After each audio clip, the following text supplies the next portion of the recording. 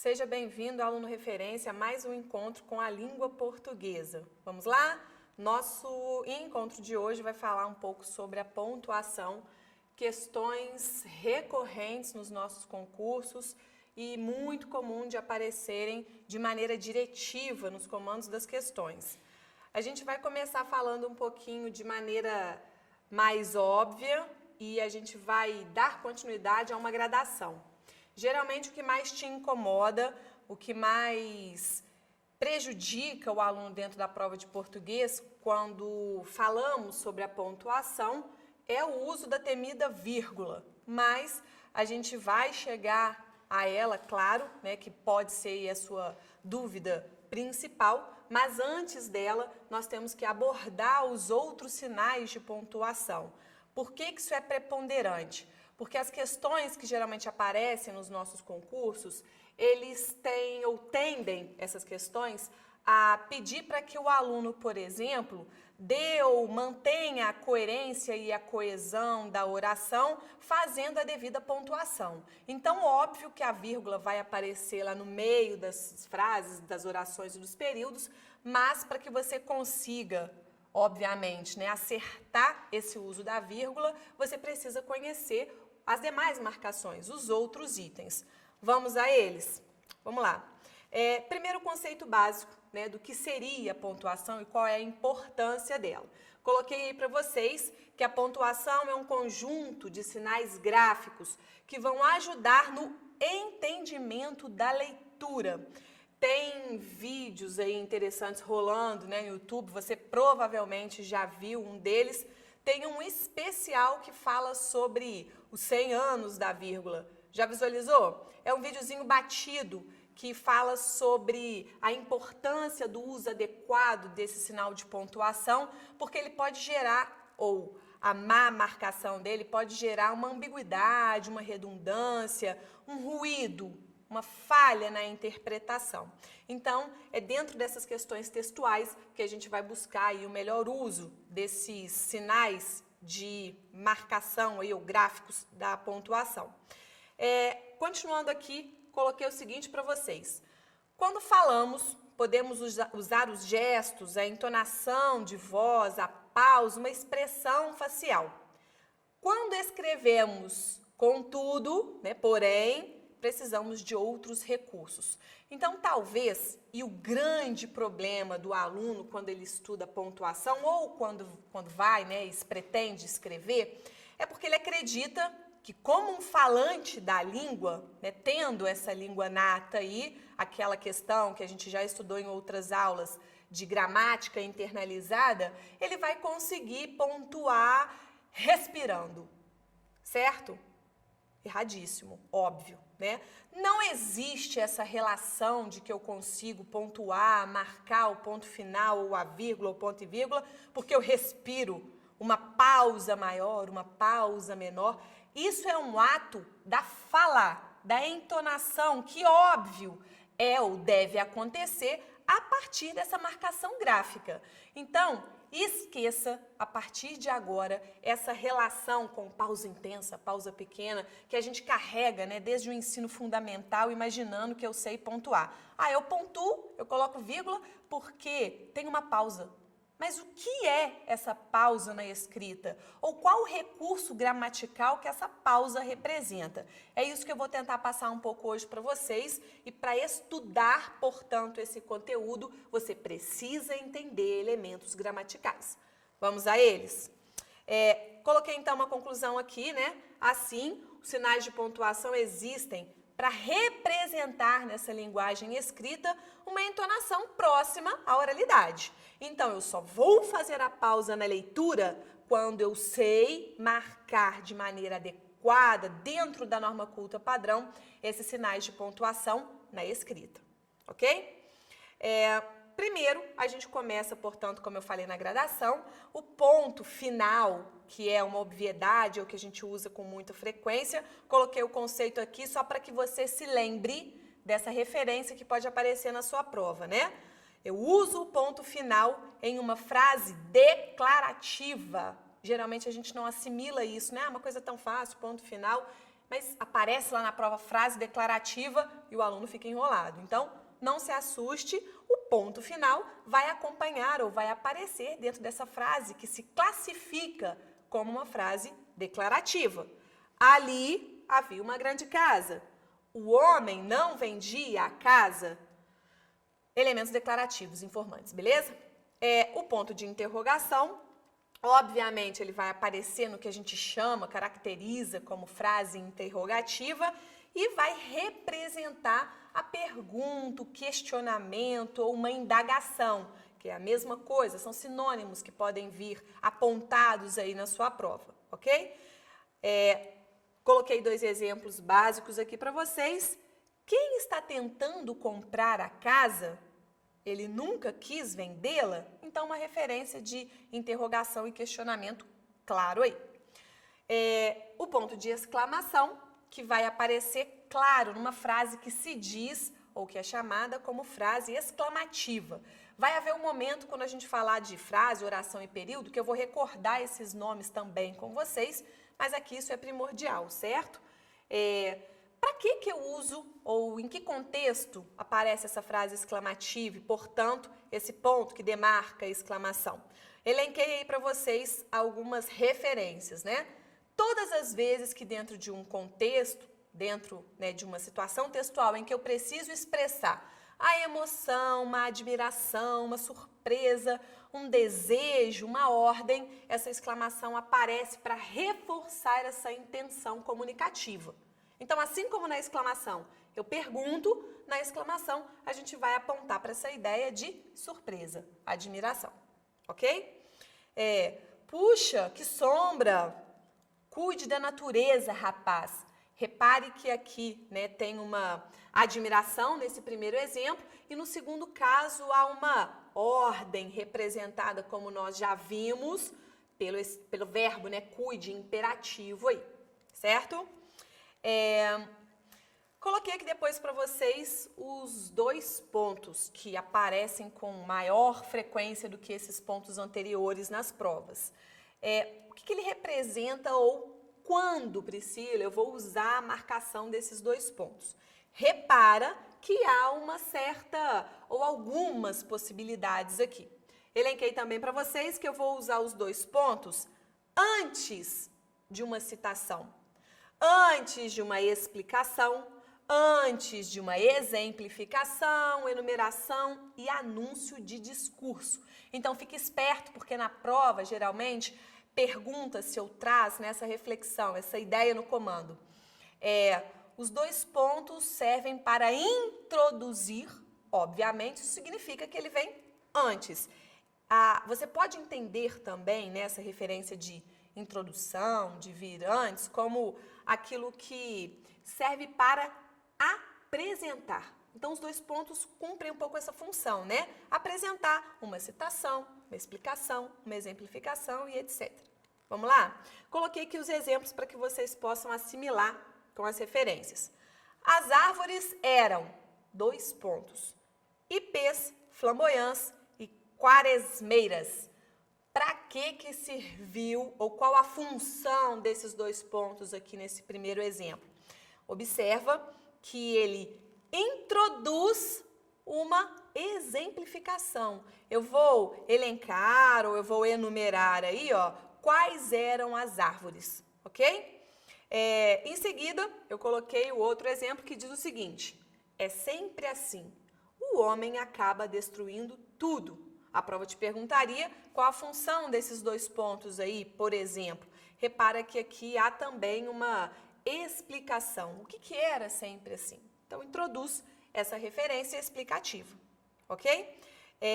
Não coloquei o exemplo aqui para você, mas quando eu digo anúncio de discurso, é porque eu vou estar usando, por exemplo, aquilo que nós vimos lá na narração, do discurso direto. Quando eu coloco lá a fala fiel do meu personagem dentro da narrativa, eu tenho obrigatoriamente essa colocação dos 2 pontos, né? João disse, 2 pontos, parágrafo, travessão. Vamos à feira, por exemplo, ok? Então, esses 2 pontos podem introduzir e apresentar também esse anúncio de um discurso. Dei o exemplo da narração aqui, mas fica ligado, como a gente também já conversou, a nossa prova tem uma tendência em não apresentar um texto puramente narrativo, né? Provavelmente, ou com mais intensidade aí, se repete um pouco mais a presença de textos dissertativos e argumentativos. E aí fica sempre aquela dúvida, né?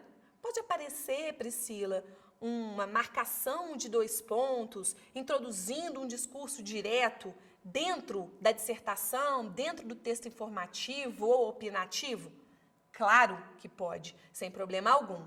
A única forma de distinção aí é que a apresentação desse discurso nem sempre é com um travessão, ok? Há uma tendência em se usar as aspas, que eu vou falar daqui a pouquinho também, certo? Então, independente do tipo, da tipologia textual, esse anúncio de discurso aí, a presença dos 2 pontos, vamos fazer presentes, ok? Coloquei o exemplo ali para vocês, né? João disse, precisamos cuidar da natureza, certo? Próximo item que a gente vai recordar aqui, demarcar, são as reticências. Para que servem as reticências? Primordialmente, para indicar, gente, a suspensão de um pensamento. Falar em suspender um pensamento é a mesma coisa de dizer que eu vou interrompê-lo de alguma maneira, né? Isso pode acontecer dentro de um contexto discursivo por de diversas maneiras, certo? Se aparecer uma questão de pontuação, ele vai pedir para você justificar por que o pensamento foi suspenso ou a fala foi suspensa. Ele quer que você justifique o porquê das reticências estarem ali. Então, é sempre um rompimento de raciocínio, de fala, de reflexão, ok? Ou, óbvio, isso é muito comum em textos longos, certo? Retirar partes, ou para subentender uma ideia, um fato, uma situação, ou para reduzir mesmo o texto. Então, quando você visualizar, por exemplo, reticências no meio do seu texto que você está interpretando e analisando ali na prova, não fique desesperado. Isso significa simplesmente que eles retiraram um trecho que eles acharam ali desnecessário, ok? Então, nesse caso, é só uma forma de reduzir, por exemplo, o espaço ali do texto, né, o tamanho do texto. Preste atenção aos exemplos. O primeiro que aparece diz o seguinte: houve um grande incêndio, não sobrou nada. Repara que na entonação a gente faz essa pausa, né, que traduz exatamente o objetivo desse uso aí. É suspender um pensamento pautando na ideia de que entre esse incêndio e o fato de não ter sobrado nada, tem uma reflexão desse produtor, desse articulista aí. Então, suspensão de pensamento, certo? As pessoas sempre se arrependem. Por que eu coloquei esse exemplo para vocês? Para mostrar que reticências não precisa aparecer obrigatoriamente no final da oração, do período, da frase, como acontece com ponto final, ok? Ela pode aparecer ali no meio e eu posso finalizar aquela reflexão, ou eu posso finalizar com a reticências, o raciocínio, demandando a ideia de que eu estou ou poderia continuar informando acerca daquilo, mas desejei interromper, certo? Mesma coisa acontece nesse último exemplo, olha lá, desmatamento, reticências, que ideia infeliz. Então, eu poderia aí descrever, realizar uma adjetivação acerca do desmatamento um pouco mais densa, mas, por alguma intenção comunicativa qualquer, eu opto por não informar, suspendo o pensamento e finalizo ali com ideia infeliz, caracterizando essa ação, certo? Continuando aí, temos o amigo travessão. Vamos a ele? Usa-se para indicar falas nos diálogos e para destacar expressões ou frases.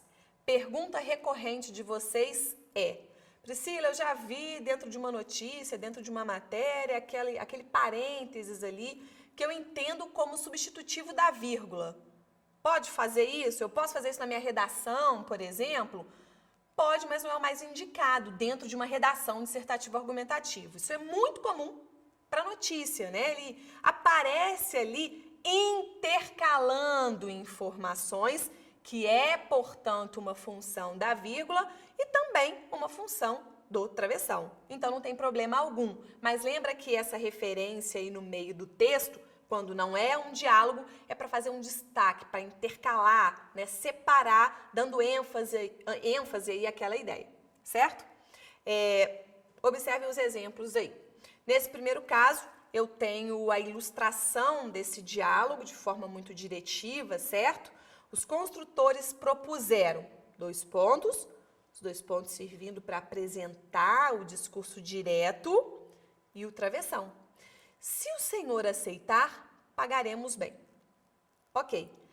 Além desse travessão representar o diálogo, a fala, né, que vai ser respondida aqui, fique esperto porque pode aparecer uma outra referência.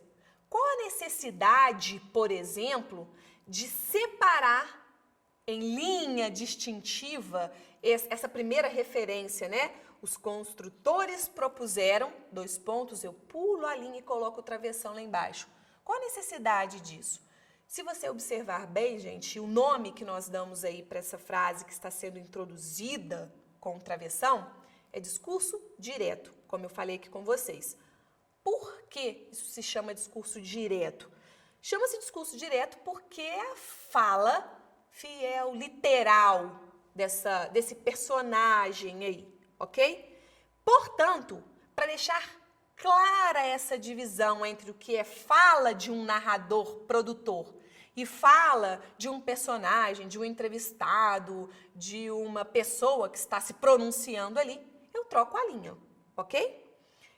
Então, é só para deixar mais clara essa diferença de voz textual, certo? Segundo exemplo aí, né, dando continuidade ao diálogo, ele respondeu, eu não venderei. Mesma coisa acontece aqui. O ele respondeu é a voz do produtor, narrador, e o eu não venderei, que é o discurso direto, que é a fala literal, vem demarcada por esse travessão, certo? O outro exemplo vai apontar para essa outra referência que eu ponderei com vocês. Destacar expressões ou frases que cumpririam a mesma função da vírgula. Olha lá. Ele decidiu que a casa, travessão, que era seu paraíso, travessão, não seria vendida. Isso, inclusive, recebe um nome dentro da sintaxe, que a gente também, né, vai estudar aí, que se chama aposto. É a explicação, é um esclarecimento acerca dessa casa aí, né, desse elemento nominal antecedente. Então, o travessão cumpre função de destacar uma expressão, explicar uma referência antecedente qualquer. Ela poderia, nesse caso, ou eles, né, os travessões aí poderiam, sem problema algum, serem substituídos pela vírgula, certo? Vamos lá? Ponto e vírgula. Costumo dizer o seguinte, posso usar ponto e vírgula na redação, professora?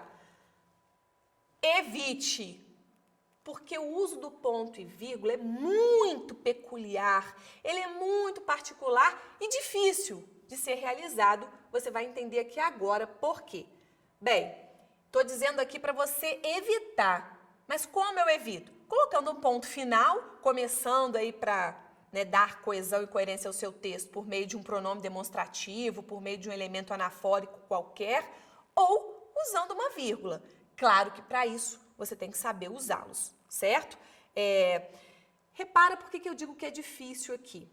E outra coisa, né, gente? Estou te dando uma dica para evitar na redação, porque eu tenho recursos da língua para isso. Agora, se aparece numa questão de prova, e é muito provável que isso aconteça, eu tenho que saber em que circunstância ela ocorre, né? Ou esse ponto e vírgula ocorre. Vamos lá? Então, olha só.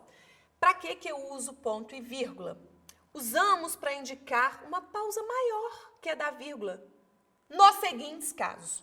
Talvez se você for uma gramática qualquer aí, ele vai parar nessa referência, né? Indica uma pausa maior. O problema é Qual é ou qual seria uma pausa maior, Priscila? É aquilo que eu disse no início da aula. Pausa maior serve para a gente compreender, elucidar ou esclarecer a fala, mas na escrita, o que isso representa? Portanto, agreguei isso para vocês.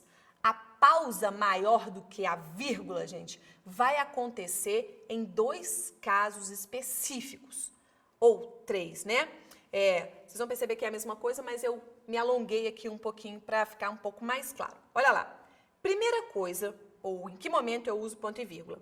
Quando há oposição de ideia, de sentido dentro de uma frase. Repara que a primeira oração, uns choravam, é oposta, apresenta uma contradição, uma adversidade com relação à segunda oração.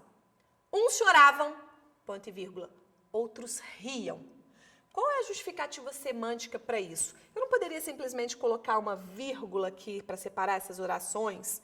Poderia, mas a intensidade, a ênfase nessa questão oposta fica mais claramente demarcada quando eu intensifico a pausa. Por isso, a existência do ponto e vírgula. Ela reforça, enfatiza, portanto, essa contradição intencional do produtor. Ok? Seguindo, coloquei para vocês aí que ponto e vírgula serve para separar partes de um período em que já existe a vírgula. Observação. Primeiro, gente, por uma questão de construção dentro de uma redação, da nossa redação, isso é super perigoso. Sabe por quê? Porque, como eu vivo dizendo a vocês, eu não devo fazer período longo. Período longo é tiro no pé, certo? Por quê? Porque há grandíssima chance de perder o sujeito e errar uma concordância, de fazer uma assimilação ambígua e perigosa com o queísmo, né, ou com pronome relativo e não saber qual que é o meu referente. Então, período longo tem sempre que ser evitado. Mas, dentro da questão da prova, caso apareça um período longo cheio de vírgulas, você vai reparar que o ponto e vírgula pode aparecer reforçando a oposição. Olha lá. Exemplo.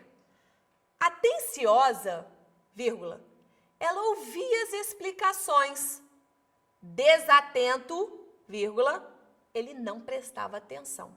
Repara que a gente isola esse predicativo, atenciosa e desatento, os predicativos, né, do sujeito aí, para mostrar que esse predicativo ele é uma caracterização passageira, certo? E dentro desse período que está um pouquinho longo, porque eu tenho sujeitos diferentes, eu tenho predicativos distintivos, eu preciso colocar o ponto e vírgula. Como que eu vou justificar isso para a prova? Já há a presença da vírgula e repare que aconteceu a mesma coisa do exemplo anterior. Atenciosa é contrário, oposto a desatento. Então, ela sempre vai aparecer, gente, dentro dessa circunstância de oposição, ok? Por fim, separação de itens, como leis, decretos, portarias, uma enumeração extensa. Então, não dá para você ficar usando ponto e vírgula quando você diz, por exemplo, estudei português, ponto e vírgula, matemática, ponto e vírgula, e legislação, ponto e vírgula. Não dá, porque eu tenho uma enumeração só de 3 itens, então não caberia essa referência do ponto e vírgula, que só pode aparecer na separação de itens longos, densos, ok? Coloquei o exemplo aí, né, da separação dos itens do artigo. Repara, e sempre quando você encontrar um documento oficial nesse sentido, quando você estudar lá a legislação, você vai perceber que eles são separados pelo ponto e vírgula, certo? Continuando aí, vamos chegar às aspas. As aspas, gente, são cobradas muito de forma corriqueira quando a gente está fazendo a análise interpretativa do texto. Quando que ela aparece? Isolar palavra ou expressão que não é de autoria daquele que está escrevendo, certo? Isso é a mesma coisa de dizer que é uma citação, cito o discurso do outrem, ok? Estrangeirismo, termo com uma intenção irônica que eu quero enfatizar e mostrar que ali, né, tem uma figura de linguagem, uma intenção escondidinha. Um neologismo, que é quando se aparece um Guimarães Rosa lá na sua prova, é muito comum ele criar palavras que não são pertencentes ao nosso vocabulário, ao léxico. Ou, por exemplo, quando eu estou fazendo uso de gírias, que também, né, estão nesse mesmo nível aí do neologismo, no sentido de não pertencer ao vocabulário. Então, repara que para as aspas, eu tenho algumas possibilidades. A mais comum é essa primeira, da questão da citação. Mas o que aparece geralmente na nossa prova? O cara pega o trecho em que as aspas aparecem e questiona você, aluno. A aspa ou as aspas foram usadas em que sentido, ou qual, né, a intenção, ou por que elas foram demarcadas ali. Então, fique esperto, porque se for uma questão de interpretação, é muito provável que apareça essa questão de ironia ou de um termo que não pertence à língua, certo? A citação é mais clara, é mais óbvia. E outra coisa, quando nós, professores, falamos de citação, o aluno acha que eu vou citar o Drummond dentro do meu texto. É óbvio que se eu cito o Drummond dentro do meu texto, de maneira fiel, eu vou usar as aspas, né? Nada me impede, por exemplo, também de fazer uma paráfrase. Falar que, segundo o Drummond, o bonde que estava cheio de pessoas, eu reinterpreto a fala dele. Nesse caso, eu não preciso de usar as aspas, certo? Mas para de acreditar que aspas é só para citar um autor, um pedaço do livro. Se eu estou dentro de uma notícia e eu entrevistei a autoridade, o especialista no assunto, ou, né, um depoente qualquer que está ali participando ou que visualizou uma cena do crime, por exemplo, é óbvio que se é fala do especialista, da autoridade, de quem está sendo entrevistado ali, eu também vou demarcar com as aspas. Certo? Então, vai poder aparecer em qualquer tipo de texto também, fictício, real e etc. Exemplos ali para vocês. Se você visualizasse essa frase, conseguiria me dizer por que how está entre aspas? Ainda tem aquilo, né? Às vezes o aluno me pergunta, vira e fala assim, Priscila, mas não estou entendendo por que isso daqui está entre aspas. É uma palavra, o off, né, da liquidação lá, por exemplo. É tão corriqueiro, é tão comum esse termo, eu tenho mesmo que marcar com as aspas? É de fato, ou não pertence de fato ao nosso... Claro que não. Se pertence à língua inglesa, se é um termo do francês que a gente usa de maneira um pouco mais recorrente, o inglês, né, de forma mais evidente, aparece com muita frequência nos nossos textos, é pertencente ao inglês ou é de outra língua qualquer, eu tenho que fazer o uso das aspas, certo? Presta atenção no outro exemplo. Ele é burro como uma porta. Um amor. Talvez quando eu faço essa carinha aqui pra você, né, como eu disse antes lá, quando você tá sozinho com a prova é uma coisa. Quando você tá vendo a Priscila gesticular, a Priscila fazer uma carinha, caras e bocas pra vocês, facilita. Quando você está interpretando a fala de alguém, fica mais fácil perceber que há uma ironia ali. Mas nesse exemplo isolado que eu estou pegando aqui, né, fora de um texto, imaginando que você está olhando só para a sua prova, você consegue me justificar por que amor está entre aspas? Não é uma citação, porque não tem referência a nenhum outro pessoa aqui, né, ou falante, ou produtor. Não pode ser um caso de estrangeirismo, como no exemplo antecedente, neologismo, não, porque a palavra existe na língua, uma gíria. Amor é um substantivo aqui dando nome ao sentimento, pertencente à língua e está sendo destacado com uma única intenção. Estou sendo irônica. Irônica, debochado, sarcástico, mesma coisa, certo? Claro que tem graus aí, mas primeiro a gente cria uma metáfora ou comparação. Lembrou da aulinha de figura? A gente tem uma comparação clara aqui, né? Ele é burro como uma porta. Coloquei a demarcação, o elemento como para evidenciar essa comparação. Claro que acontece aqui uma subjetividade, uma figuração. E para reforçar a grosseria, para intensificar o quanto essa pessoa é rude, por exemplo, ou burra, poderia ser no sentido, né, que a gente usa corriqueiramente, de estúpido, eu crio uma referência a princípio amorosa, mas uso as aspas, justamente para mostrar que há uma ironia, como a gente aprendeu em aulas anteriores aí, a ironia é a figura que demarca a intenção contrária, certo? Amorzinho seria uma pessoa suave, delicada, mas na verdade a minha intenção comunicativa é dizer que essa criatura é rude, certo? Portanto, ironia.